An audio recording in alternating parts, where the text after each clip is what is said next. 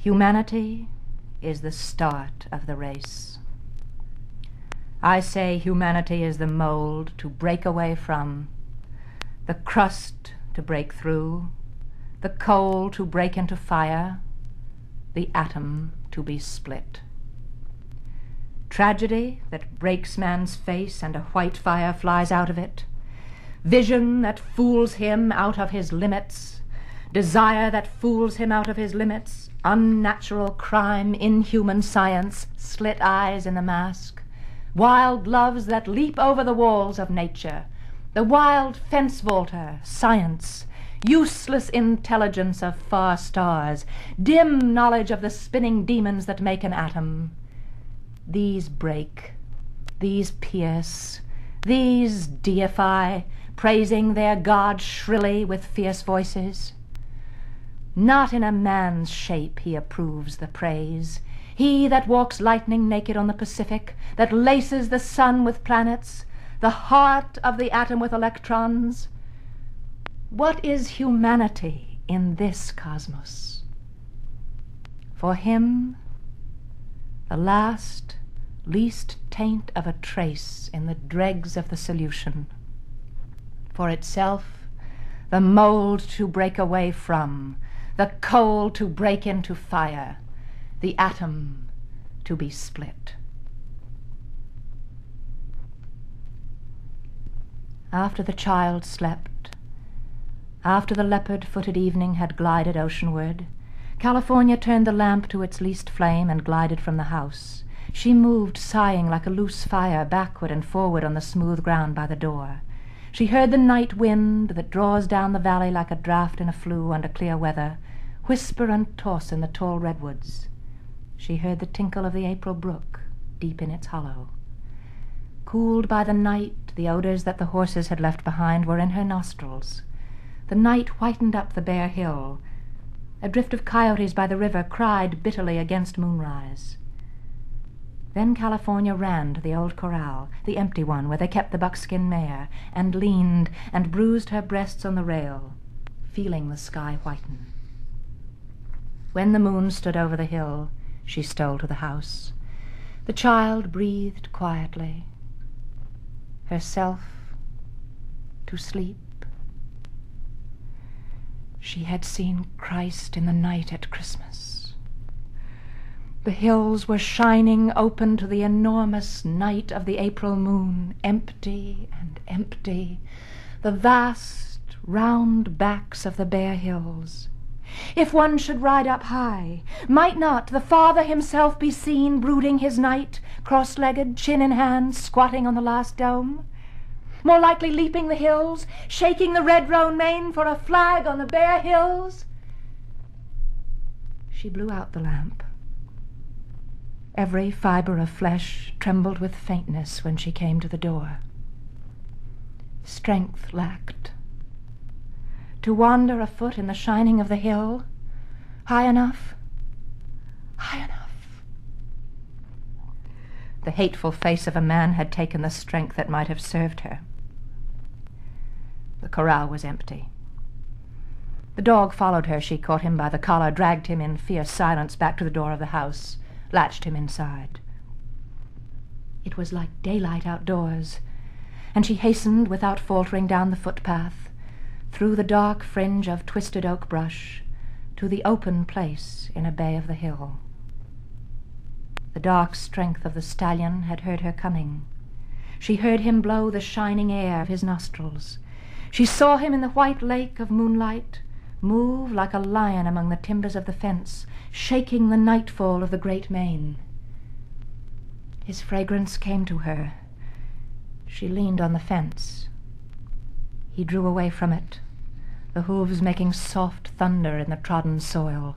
Wild love had trodden it, his wrestling with the stranger. The shame of the day had stamped it into mire and powder when the heavy fetlocks strained the soft flanks.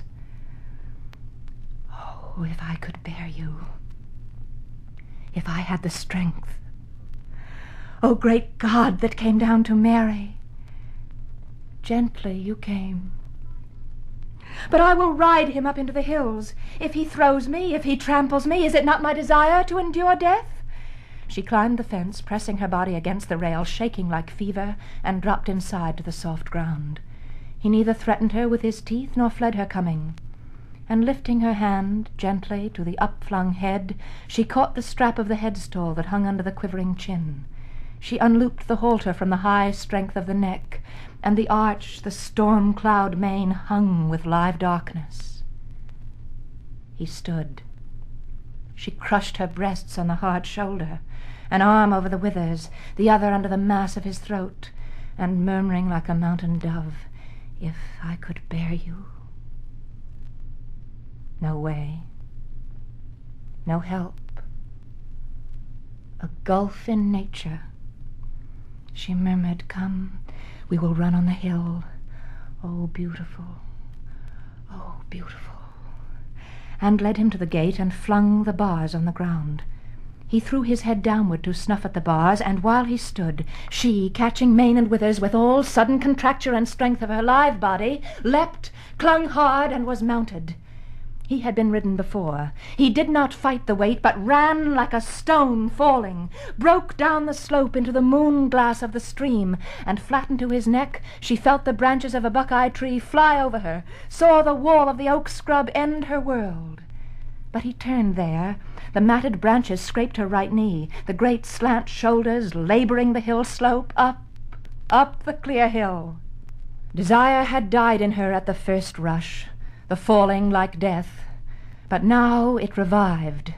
She feeling between her thighs the labor of the great engine, the running muscles, the hard swiftness, she riding the savage and exultant strength of the world. Having topped the thicket, he turned eastward, running less wildly, and now at length he felt the halter when she drew on it. She guided him upward. He stopped and grazed on the great arch and pride of the hill, the silent Calvary. A dwarfish oakwood climbed the other slope, out of the dark, unknown canyon beyond. The last wind-beaten bush of it crawled up to the height, and California, slipping from her mount, tethered him to it. She stood then, shaking. Enormous films of moonlight trailed down from the height. Space, anxious whiteness, vastness. Distant beyond conception, the shining ocean lay light like a haze along the ledge and doubtful world's end. Little vapors gleaming, and little darknesses on the far chart underfoot symbolized wood and valley. But the air was the element, the moon's saturate arcs and spires of the air. Here is solitude. Here on the Calvary, nothing conscious but the possible God and the cropped grass. No witness, no eye but that misformed one, the moon's past fullness. Two figures on the shining hill, woman and stallion, she kneeling to him, brokenly adoring. He cropping the grass, shifting his hooves, or lifting the long head to gaze over the world, tranquil and powerful. She prayed aloud, "O God, I am not good enough. O fear, O strength, I am draggled. Johnny and other men have had me, and O clean power, here am I," she said, falling before him, and crawled to his hooves. She lay a long while as if asleep in the reach of the forehooves, weeping. He avoided her head and the prone body. He backed at first, but later plucked the grass that grew by her shoulder. The small dark head under his nostrils, a small round stone that smelt human, black hair growing from it,